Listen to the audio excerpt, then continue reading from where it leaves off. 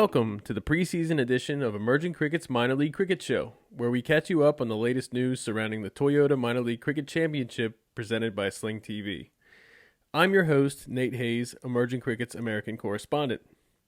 Tune in every week throughout the upcoming season as we wrap up the latest minor league news and highlights from the week. We'll feature guests and content that you won't find anywhere else, all in the spirit of the Emerging Cricket brand. First up this week, news. Since earning a bid to become USA Cricket's official professional domestic league, Major League Cricket has created a steady supply of exciting news with announcements of celebrity partners and new venues and hubs. Most recently, Major League Cricket announced a major new sponsor for their 27-team minor league, with Toyota of America stepping in to back the first official season of minor league cricket. Along with the Toyota and Sling TV announcements, 10 venues have been identified for premium streaming production. Obviously, the scale of what we're trying to do is big, 203 matches. We're going to try and stream most of those. There'll be two levels of coverage. We've identified probably 10 premium stream grounds, which will be multiple cameras and commentary. And our primary focus will be on that. That will go out through Willow and some various YouTube sort of minor league channels. So stay tuned for more information, but we're really excited about it. It's something we've invested a lot in.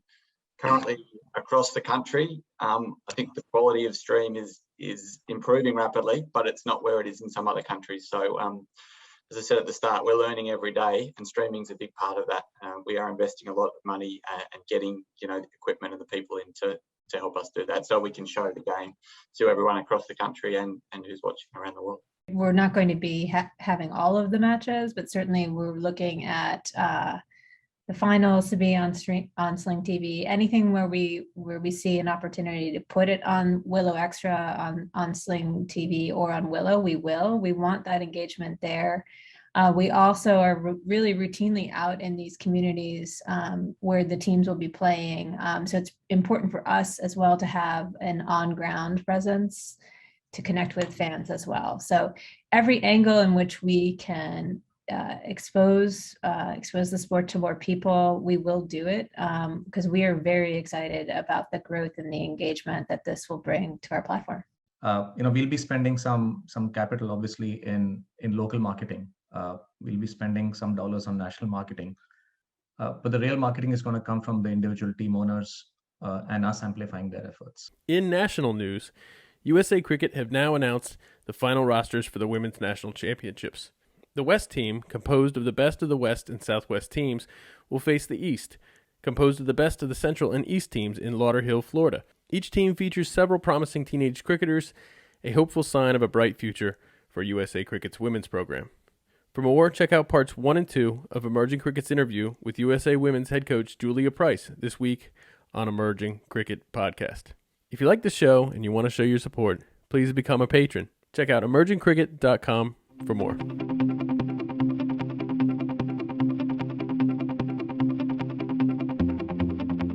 As week 1 of minor league cricket kicks off, Southern California and Florida will see their first minor league action, having been excluded from the competition last season due to local COVID policies. In Florida, Broward County Stadium, the first American stadium to be approved by the ICC for international matches, will see its first minor league action as well, as the Fort Lauderdale Lions host the Empire State Titans.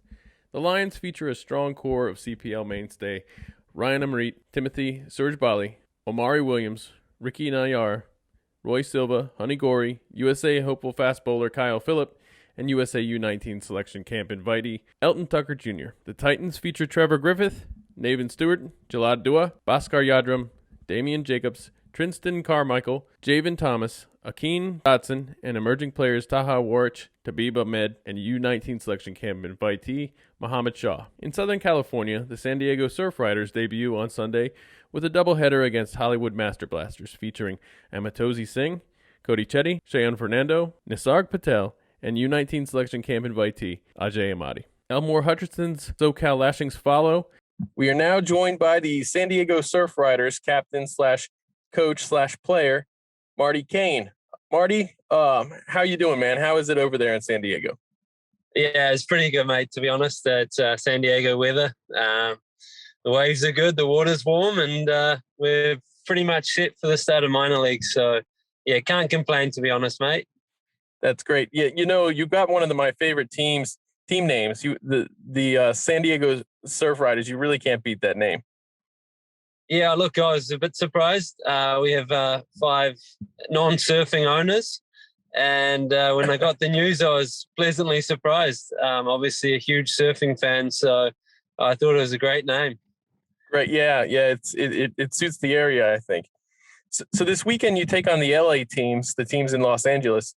What style, what type of identity can we expect from the San Diego Surf Riders team? Yeah, I think Nate, we've tried to build a fairly comfortable environment for the players.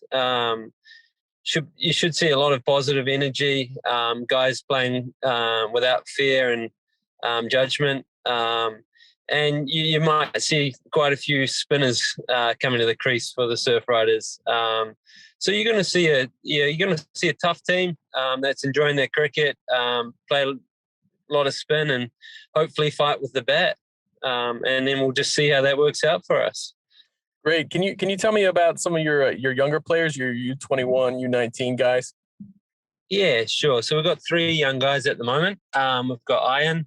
He's a left arm seamer, bats left-handed, and he's also an outstanding fielder. So he's a great one for us. Then we've got Devon. He's a right arm off spinner, right hand batter.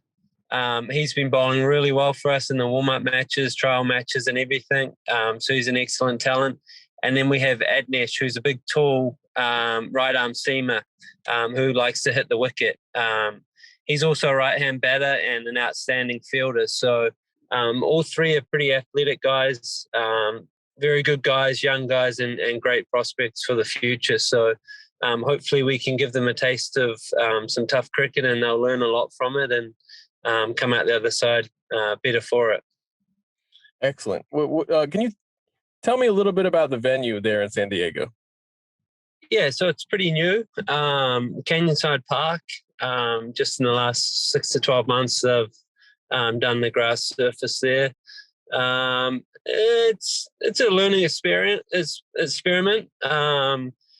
So yeah, it'll get better with years to come. At the moment, it's a tricky wicket to understand, actually, to be honest, Nate. We're fortunate we had a few warm-up games on it. It's a weird one. It takes a bit of getting used to, but sort of a bit of turn there and a bit of hold in the wicket. But until you play on it, it's a really tricky one to explain. The outfield's really fast and the boundaries are a bit short, so it sort of evens itself out a little bit. So yeah, we'll see how it plays. I'm sure you'll be looking forward to taking advantage of home ground advantage this weekend. Let's hope so, mate. So what do you think in general about the quality and that you've seen so far in the league and in the country in general?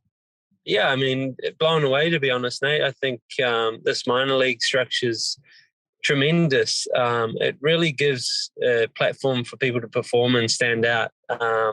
Where in the past, I think it's pretty hard to identify the best cricketers in the US because they're all playing such different cricket on different surfaces against different levels and stuff. So I think this is a really great platform to see who the best cricketers are in the country.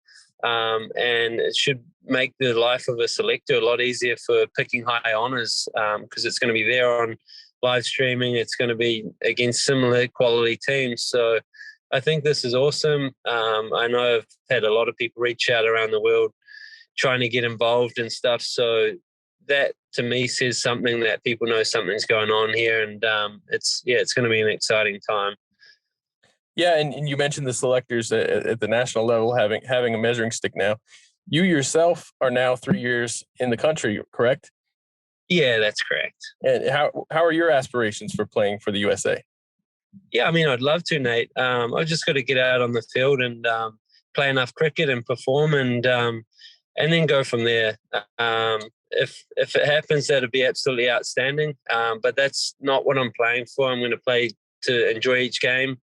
And just take it one step at a time. And if the end goal is putting on the US jumper in 1 year or 5 years or no years, then that's okay. I'll just get out there and do my bit for the team and let's see how it goes. But yeah, I've just got to get a lot more cricket under my belt. Absolutely. Well, at the end, you're all pulling together, it's all one big country, and we just hope for the best. So thanks for joining us, Marty. I best of luck this weekend. I wish you the best. Pleasure, Nate. It's always good catching up with you, and keep doing all your awesome work. Awesome. Thank you, man.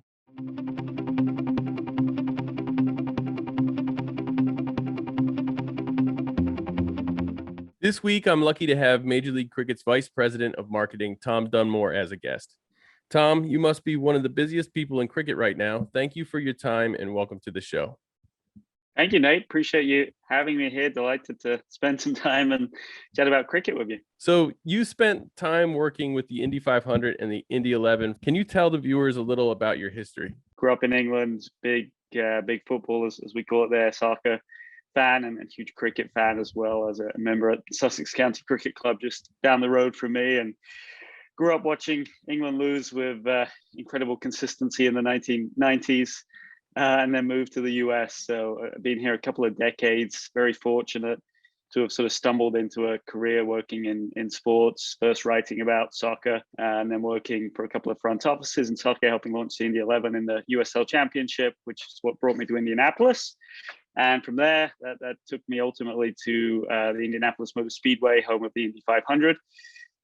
Helping with marketing there, and just an incredible event to work on, the scale of it, 300,000 plus people in one day, global spotlight, historic event, 110 plus years of history. So working on that was really special, but I also really love working in sports. I'm passionate about and growing them. That's what I loved about soccer, helping the sport grow a little bit as I could, and just seeing that trajectory over the last 2 decades here in the US has just been unbelievable to watch and play a very small part in. And I feel like there's a little bit of a parallel there with here with cricket.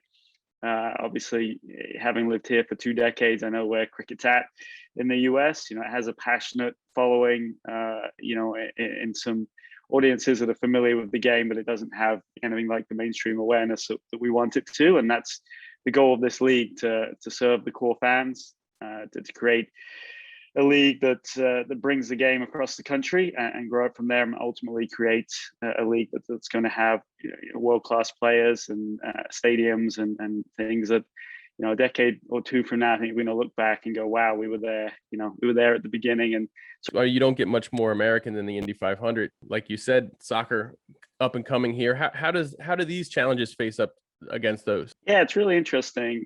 Soccer is the most obvious parallel, though there are some interesting ones as well with even with IndyCar racing, which is a league that's had its ups and downs over the decades and is still establishing its foothold in many cities around the country. And the Indianapolis Motor Speedway is owned by the same company that owns the IndyCar racing series. So I was able to watch how the league goes into different markets and tries to introduce IndyCar racing when it goes to a new place, or continues to establish itself in the community. And that's a lot of what we need to do with minor and major league cricket. Go into communities, introduce ourselves, introduce our sports. Certainly we need to do more of that with cricket than with motor racing. We can see how it can grow through the core fans that love it already and can be our evangelists. And that's what I saw a lot of in soccer. That's where I see parallels. That you have these core fan bases in certain towns and cities that just love the sport. And sometimes even in the smaller cities and towns, it can be easier to get that traction and get that word of mouth amongst the community. And if the team does a really good job and the league does a good job connecting to people there and reaching out and making people really feel part of growing the sport, make them feel that they can contribute to growing the sport both in their own city and also nationwide, you can get that core support behind you that can help you grow. And that can almost be more important than throwing money at billboards or online ads or whatever it may be. If we can build these hubs and these supporters in different spots around the country and showcase what the sport can do. It's not just a matter of, if you build it, they'll come. You've got to do the work to make them come as well and build that community around it. And I think we see a little bit of that, particularly now in Morrisville, North Carolina, as you know, Nate, and some examples like that, I think, can really showcase how the sport can grow. And then we can put the broader spotlight on it and even a global spotlight on it with the launch of Major League Cricket. So there are all these steps that need to be taken. And I see little bits of that in soccer and even in motorsports as well. But ultimately, for me, it's about connecting with the community and doing it the right way and being genuine, which is easy to say, I know, but you got to spend that time, get face to face. Now we're coming out of COVID, we can do that a little bit more, get around the country and introduce ourselves and build those relationships and build those structures of support for cricket to grow, which we're doing with academies, junior programs, and then the minor league in 27 teams, 21 cities, and then the major league as well, along with everything that USA Cricket is doing on both the men's and the women's side as well. And we're so closely partnered with USA Cricket on that. So together, it's this holistic vision. That's what attracted me to it, and that's, I think soccer took a long time to get there. People look at where it is now and think, wow, but it took a very, very long time. A lot of stumbles, a lot of infighting, things that may sound familiar to the aficionados of American cricket. There was a lot of that in American soccer for many decades, and there still is. But the growth trajectory, once you see it and you get on that rocket ship, everyone sort of wants to come on board and help build it. Right, and you mentioned the community importance. I love that you worked with the Indy 500 because it's a world famous event, but there's nowhere that it's bigger in Indianapolis, and that's kind of how I feel like minor league cricket, major league cricket has to be. You want viewers from all around to watch it, but you really want the community to connect to each team. Yeah, absolutely. That's a great point, Nate. In Indy, the month-long celebration that leads up to the Indy 500, the world watches it on race day, but it's that month-long connection to the community, getting out there. We do a month of porch parties and events we do with the nonprofit partner that runs mini marathons and parades and just getting out there and about the entire month and building that loyalty and that tradition and finding ways to welcome new audiences in too. It's not just the traditional motorsports fans. We found a way to have concerts and other events that brought in younger crowds and different diverse crowds. And that's what's kept the Indy 500 alive. It's that ability to adapt and invite fans of different backgrounds as well. And ultimately, that's what we need to do with cricket as well and make sure we invite people in to enjoy it and experience it. Earlier in the show, I talked about the Toyota sponsorship and the Sling TV partnership and the different streaming levels for the season. With 27 teams, minor league cricket is an unprecedented and ambitious project, to say the least. Having the likes of Toyota and Sling TV on board has to be a serious boon for the league. Absolutely, yeah, which is why I'm fully branded today, because we greatly appreciate the commitment shown by Toyota and Sling, to come in with a startup league and put their brand, a global brand for Toyota and certainly a national brand for Sling, to put their brands behind this is really meaningful, and it shows their commitment to cricket, to the audience that loves cricket now and to the audiences that will love cricket in the future, and they're going to help build that by being part of this at this stage, and I'm sure they'll stay committed to cricket in the future too. And I think it shows it's really a showcase both locally and nationally for how partners can get behind it, whether they're corporate partners or community partners, and really we have to think of them that way. They're not just sponsors, they're people we want to work with to share the love of cricket together and build it across the country. And I think it will help the local teams as well to be part of the Toyota Minor League Cricket Championship presented by Sling TV, because it will show the local sponsors as well that they're attaching their names to teams that are associated with a league that's got real presence and real support from blue chip brands. So it's really meaningful there, as well as the overall profile and contribution that they bring. So it's a huge step for the sport here, and I think is only going to lead to more in the future as we continue to build this out. Last year, an article by Aaman Patel at CricBuzz compared minor league cricket to the more well-known minor leagues of baseball. In a country of this size and with finite resources and funds, one way I see that comparison ringing true is that while it is absolutely the NGB-supported domestic competition in the USA, it's also fairly regionalized. Baseball's minor leagues are actually a collection of several regional leagues, while minor league cricket is a collection of regional divisions, which meet up at the end of the year in the playoffs. The minor league cricket championship final is certainly the pinnacle for this league, but do you see regional rivalries as a big part of sustaining the appeal? Yeah, I think they will be. Again, looking back at soccer, I think I've seen that in a number of places in this country where, particularly that's what can ignite both a team and a fan base to have those consistent regional rivalries, whether it's in soccer, it's Seattle and Portland. I was I'm a Chicago Fire fan, and when we're able to travel to go see Columbus or Toronto, those fixtures took on a little more meaning, and you could see it for the players too as well, that they that they want to face off against the teams that matter most, and those are often the regional ones. So sometimes those rivalries can establish just for other reasons as well, outside of proximity. But certainly that's a driver. And again, though, I think what it means, and particularly when cricket's in such an early stage of growth, as much as rivalry, it's also going to be about sharing facilities and resources and best practices and knowledge, because we just don't have the level of that in US cricket yet that clearly we want to get to. And one of the biggest challenges with cricket, no shocker, is the lack of cricket pitches and facilities across the country relative to the enormous size and spread. And being English, I still can barely get my arms around the size of this country, even though I've been here for 20 years. So we need these sort of regional hubs. That's why we see things like the Prairie View Complex development, or the Atlanta cricket fields, or what we're seeing already in Seattle as well, where we have an indoor facility and some new clay pitches that were just laid down recently as well, coming together as we get these regional hubs and we see those facilities develop, and we see academies grow and youth players grow and funnel into the minor league and then the major league. I think that's really where we see it in the structure, that minor league's providing this opportunity for competition now for the best players in the country, and for young players to get a chance to have that type of consistent tournament competition over 8 to 10 weeks. It just hasn't existed before. And you mentioned earlier that there's going to be some knowledge sharing between the teams. You don't want to reinvent the wheel 27 times. It's an opportunity for individual teams to stand up and write a blueprint for others. You're going to be looking at those markets to step up, at certain individual markets to step up and lead the way. Everyone is working. I will tell you one thing: everyone is working incredibly hard to get ready for this season. Right. Again, this has never been done before.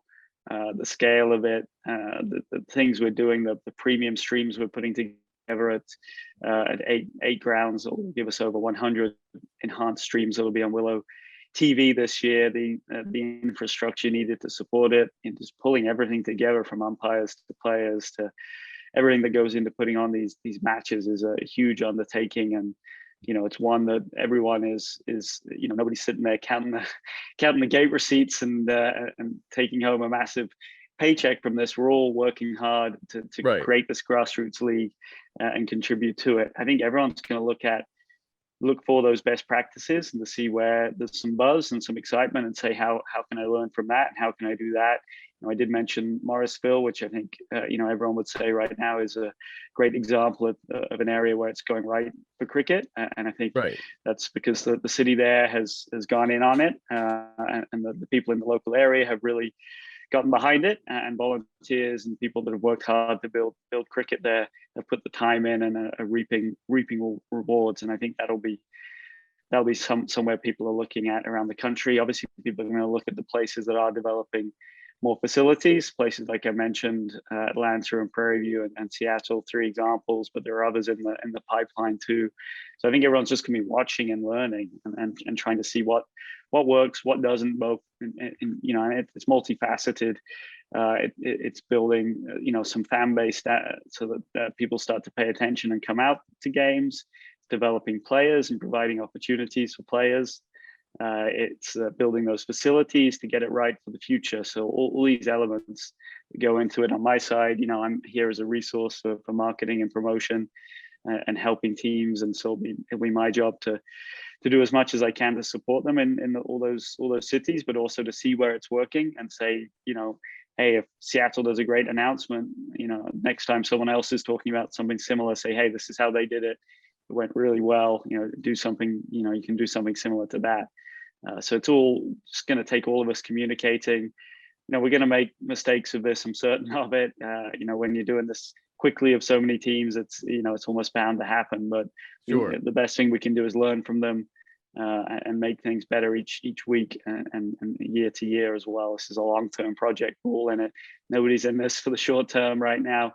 Major or minor league cricket or the academies. It's building this out over the next decade and working to support that foundational vision that we've heard a lot about from USA Cricket. And I think with the pandemic, there's been kind of a pause, a lot of cricket activity for the most part, understandably. And now I think this tournament sort of the opening of the gates to this new vision becoming a natural reality with this tournament taking place. The USA, men's and women's national teams getting prepared and getting ready to play some games again. And then going from there with all the tournaments and trainings and competitions that are coming up. But this is really an important step after COVID and after all these plans have been put in place to test things out and build from there. And we're all in this together across the country to get this right. Absolutely. Yeah. With 27 teams and so many goals and responsibilities of the league to the country, to cricket in the country, there's 27 chances for each team. Every team has a chance to excel at something and share their knowledge with the league as a whole and develop the product, like you said, on a week-to-week basis every week. So that's exciting. We have a goal of establishing venues of players getting opportunities to play, of developing young players, and every team is going to have their chance to stand out in every category.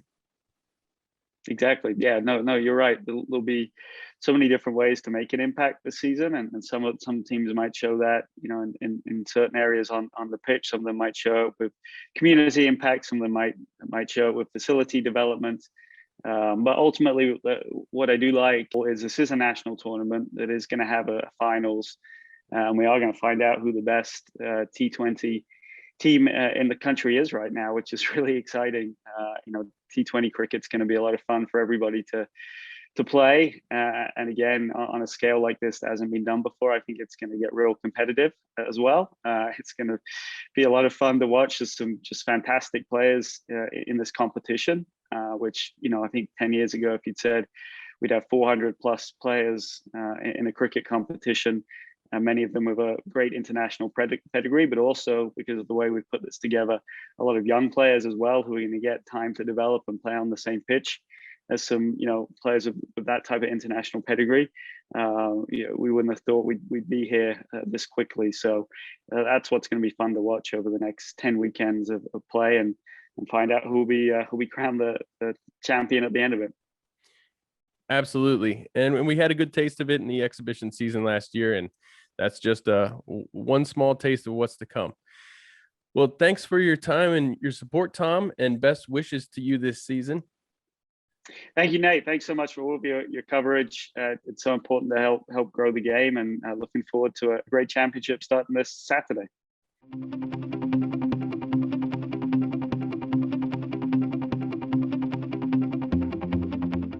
This is the portion of the show where we'll discuss emerging players in minor league cricket, and by that I mean U21 and U19 players, and we'll announce an emerging player of the week throughout the season.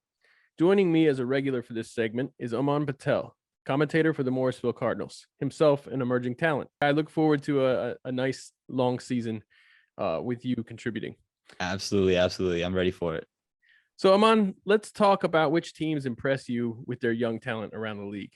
We'll start with you talking about the Eastern Division. Yeah, for sure. In the Eastern Division, I think there's a lot of really good young talent out there.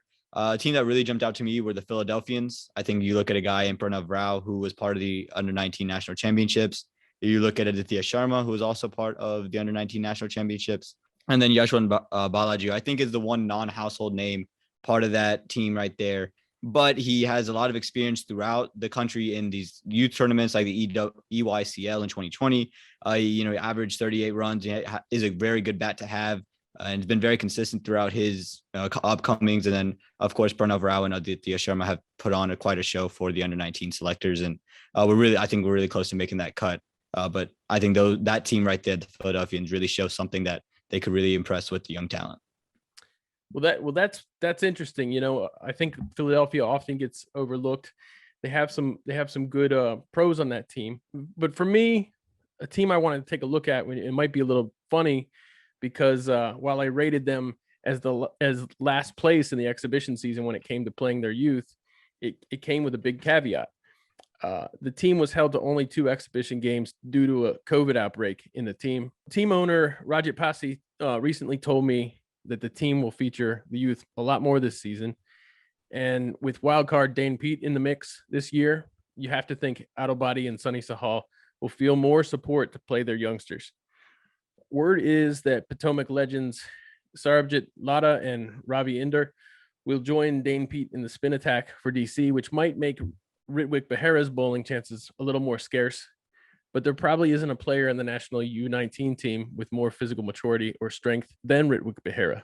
So he should be a lock to fill that U19 slot every game for the Hawks. Likewise, Ritwik's brother Rasesh and USA U19 Ishan Sharma are quite popular with Hawks leadership and have trained long under Sonny Sahal. So that's kind of why I'm leaning towards DC Hawks to make an imprint this season. No, yeah, absolutely. I looked at them as well, and I thought they had that young group over there could make a real impact in this year's tournament.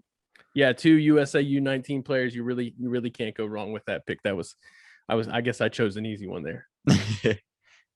So in the Central Division, Irving is the obvious choice, and after talking with their owner, it appears they're doubling down this season. But I'm going to pay a little attention to Austin. The Athletics, they have new ownership this year. Their 2 U21 and 1 U19 slots are all pace bowlers. Left arm pacer Hisham Ali leads the list of recognizable names on this team this season, as far as the U19, U21 players go, after making the U19 national team. Safiullah Fahim, a good all-rounder in Houston League, scores at a good clip. Their U19 player is Laksh Park. He's an underrated bowler, very good temperament, very level-headed. He made the U19 selection camp. So my reason for picking them really is they have a lot of young pace bowling in the team, even aside from these three, with Hamza Khalid, Hamza Bangish, and his brother, who is a free agent selection, Ali Bangish. They also have former U19 USA player Owais Mubarak. He'll be 22 this season. While this puts a crowded field of young bowlers against the 3 emerging players on the team, the presence of USA youth selector Janisar Khan in the Athletics has me thinking emerging players will get a fair shake. While Johnny isn't the captain of the team, his leadership and mentoring skills are undeniable. So the young players in his team stand a lot to learn, and I think they're going to take advantage of that. Yeah, absolutely. I looked at Austin when looking at this Central Division, and I think I went with the quite obvious choice here in the Irving Mustangs. I think you look at the strength of just that youth core there. When you look at Ali Sheikh, who has played under 19 for the last 2 rounds here, Rehman Dar, who was the best batsman at the national championships this past year, and also you look at an Abhiram, an incredible pace bowler out there in Irving. I think all 3 of those are going to have a fair shake, and also Surya Selvakumar. All of them, I think, are going to be extremely, extremely useful for the Irving Mustangs. And you've also mentioned that their owner has been very vocal about the fact that he wants to go and push the youth core, and they did so last season. I think they're going to continue to do that here in this upcoming season as well. Absolutely, and they've got some good fan support on YouTube last season. They were one of the most watched teams. And maybe that young core had something to do with it. I believe it did. So also I want to mention in that Central Division, the Chicago Catchers. There aren't many teams playing big names in the U19, U21 slots in the Midwest, at least between the 2 Chicago teams plus Michigan. So USA U19 reserve Tejas Vissel and Kevin Phillip of Chicago Catchers do stand out a bit as players to watch to me from that group of 3 teams. No, yeah, absolutely. Both of those guys are tremendous. And I think that, Tejas is someone who really did well. The national championships, got picked as a reserve, and Kevin's an unbelievable bat. And I think he's going to have something to say for the Chicago Catchers. So I think that's a tremendous look at you for that perspective. Well, I appreciate that. So let's go to the South Division. You obviously know quite a bit about this division. You've probably played with almost all of these guys. So who's your pick in the South? Well, hometown always wants to rule supreme, but I stuck away from the Morrisville Cardinals. I think they're going to be very good with their youth play, but I went with the Atlanta Padamveers. And I think last year they didn't play all of their youth players, but when you look at the departure of Stephen Taylor, I think that opens up some places for some of these tremendous young talents. Here, Patel played for them consistently last year, and every game, and that left arm spin, I think, on these turf wickets that they're going to play on is something that could very much come in handy. Also, you look at a guy in Santosh Reddy, another left arm spinner who can come at it with the bat. I think he is someone to look at as well. And I think that those 2 with the left arm spin is something, again, when you go to turf wickets like in Morrisville and even down in Florida in the Matt Qureshi stadiums, I think that is something that really looks interesting because of the fact that spin can take advantage on those turfs. Yeah, absolutely. I think I think they have some players that did well last season and will probably do well again. Of course, as you said, it's tough not to pick Morrisville. Them and East Bay Blazers really led the way last year for the U21 players. So even if that is a homer pick, I'm gonna lean on that. They've got Abaram Bolasetti, Aryan Shah, Rohan Fadki. They have so many good players. They have Muhammad Abdullah. They got Adi Gupta if he recovers from his injury. But yeah, that's two USA U19 players on the team, and they are not afraid to play their young players. Sanjay Stanley, they're not afraid to play the young guys. So I did mention Sanjay Stanley. He was the U19 vice captain, so he's still a young player, and he was picked as a priority domestic player. So, but he's also qualifies as a U21.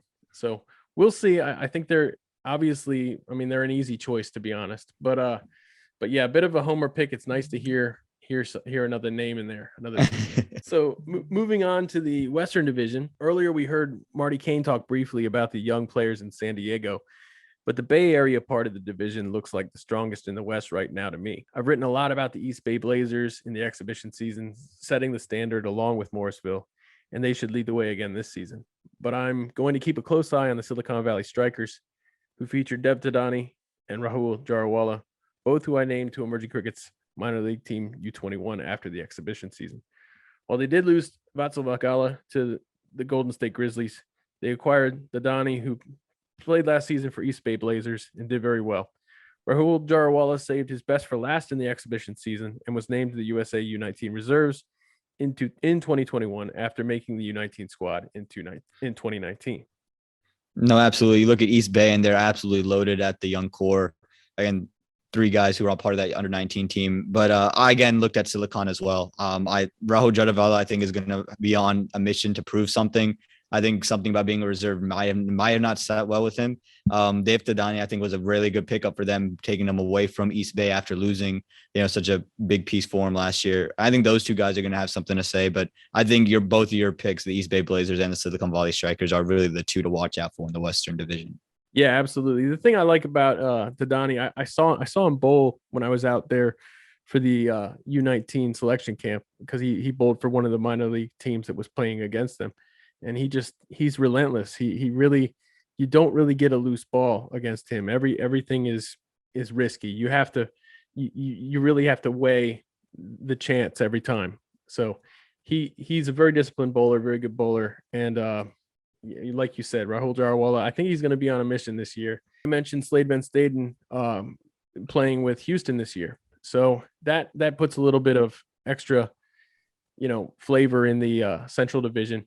And that'll be an interesting thing to watch, him preparing for the U19 qualifiers by staying in the Houston area and playing there on that turf. Yeah, I think that's something that's really interesting. These guys are down there right now, preparing for the qualifiers. And I think that little bit of at least playing on your home field might give you a little bit of an edge going into this minor league, give you some feeling of being prepared going into the game 1. Well, thanks for joining me, Aaman. I look forward to chatting with you next week and through the early part of October, when I'm sure both of us will be enjoying the championship at Church Street Park. Absolutely. Thank you so much for having me. I had a blast doing this. Awesome. Yeah, me too. Thanks a lot, man. Thank you. And that's a wrap on episode 1 of Emerging Cricket's Minor League Cricket Show. If you like the show and you want to show your support, consider becoming a patron. And don't forget to tune into Willow.tv on YouTube this weekend to watch Toyota's Minor League Cricket Championship presented by Sling TV. Tune in next week for more.